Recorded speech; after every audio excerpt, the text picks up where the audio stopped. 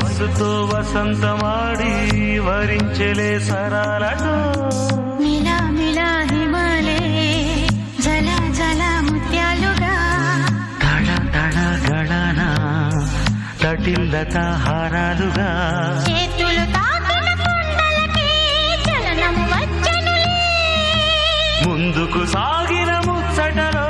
మూవను పలికెనులే ఒక స్వర్గం తల వంచి ఇలా చేరే క్షణాలలో అందాలలో